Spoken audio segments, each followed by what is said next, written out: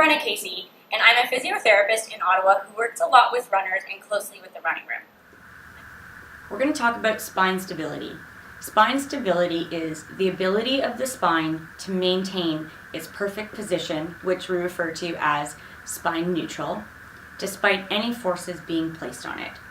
So our natural curve of the spine looks like an S. That curve allows forces to go through the spine without the spine bending. So if we put this into this perfect position, I can apply a good number of forces through there and the spine doesn't move. If I take it out of that curve though, and let's say into like a slump position, and I only have to now apply a little bit of forces to make the spine bend.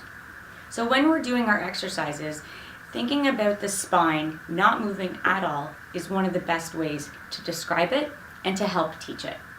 So between your shoulders and your hips, basically if that was a piece of wood, that wouldn't move.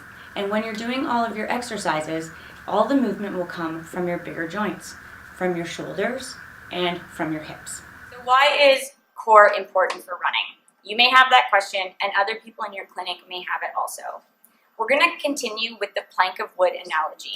So the plank of wood, being my plank of wood, if it's perfectly steady, sturdy, and strong, and straight, then pushing through it will give you momentum and power. If it's wobbly, like a soggy piece of wood or a piece of bark, and you give it power, or a slinky, you'll lose power going forwards. This is my running plank of wood. So if you're running and you lean forwards and you have power from the bottom, you will just continue to go forwards. What you don't want is side to side, which would be kind of like your hips dropping like this. You don't want rotation, because then you're going to have bits of your spine rotating on the other and your spine becomes a pepper grinder. So these are the things that you don't want. Also, if you think of your spine like a plank of wood, you also wouldn't want this up and down.